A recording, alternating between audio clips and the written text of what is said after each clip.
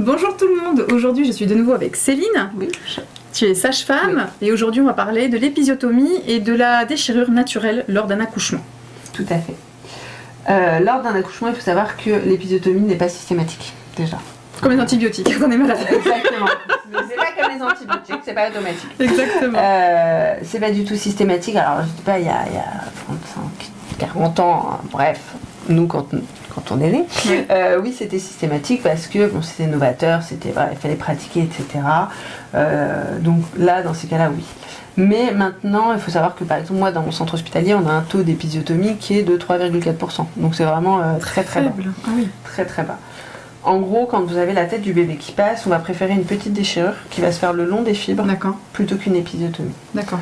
Alors certes, c'est peut-être un peu plus compliqué pour nous à suturer une déchirure parce que ça peut filer un petit peu, etc. Oui, c'est pas net, c'est pas droit. C'est pas net, c'est pas droit, voilà. Mais pour la réparation, c'est quand même beaucoup mieux parce que du coup, c'est le long des fibres et du coup, les fibres se recollent entre guillemets. Donc c'est quand même beaucoup moins douloureux. Mais parfois, il arrive qu'on soit vraiment obligé de faire une épisiotomie. Par exemple, quand le bébé va pas très bien, qu'il faut qu'il sorte rapidement. On agrandit l'ouverture et en fait on pratique l'épisiotomie. D'accord. Après vous avez l'épisiotomie, ce qu'on appelle une épisiotomie de sage-femme.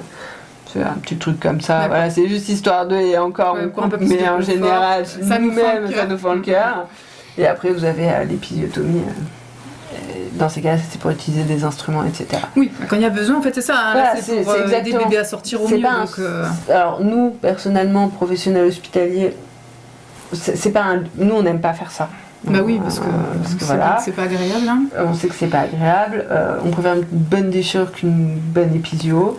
Mais parfois, vraiment, quand la santé de l'enfant en dépend, on est obligé de couper. Oui, je préfère avoir une bonne épisio que d'avoir un bébé en mauvaise santé. On est d'accord. Exactement. Comment on fait pour soigner cette épisio ou cette déchirure quand on est une maman qui vient d'accoucher? Alors oui, l'épisiotomie comme la déchirure, ça peut être très douloureux.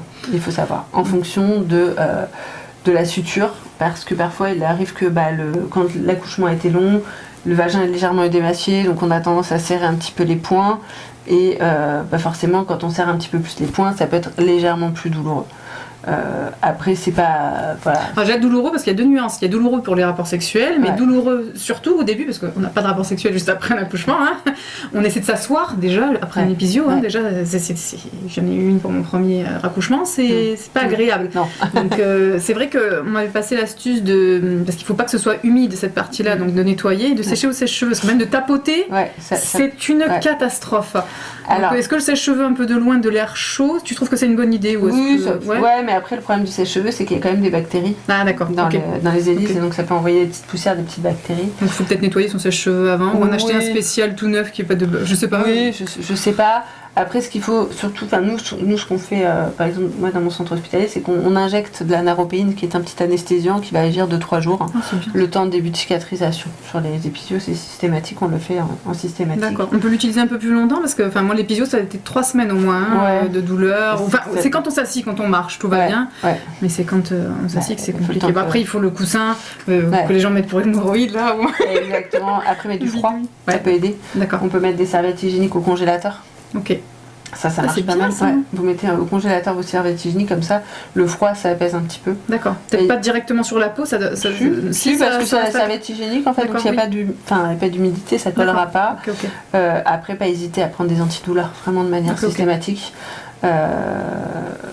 Même si on commence à peine à avoir mal, il y a parfois on se dit on va attendre d'avoir plus mal. Non, il faut pas rattraper. C'est pas une bonne stratégie ça. C'est pas du tout une bonne stratégie, ça ne fonctionne pas, vous allez galérer. Dans tous les domaines de la vie. Exactement. Donc vraiment les prendre de manière régulière et en général ça va aller. Et pour les rapports sexuels alors? Les premières relations c'est douloureux parce que ça a été suturé, ça a été légèrement enduré, ça a été fibrosé, etc. Pas hésiter à masser avec des petites huiles bio naturelles surtout. N'allez pas mettre des parabènes, des machins, du naturel, et puis on fait ça justement avec le compagnon qui peut masser, ou la compagne évidemment, qui peut masser l'entrée du vagin, assouplir et avoir un rapport sexuel sans pénétration, parce que ce n'est pas une obligation de pénétrer sa partenaire pour avoir un rapport sexuel. C'est un autre concept. C'est important de le dire. Très bien. Et bien merci beaucoup Céline pour ces lumières. Merci à vous de nous avoir écoutés. On vous dit à bientôt. Au revoir.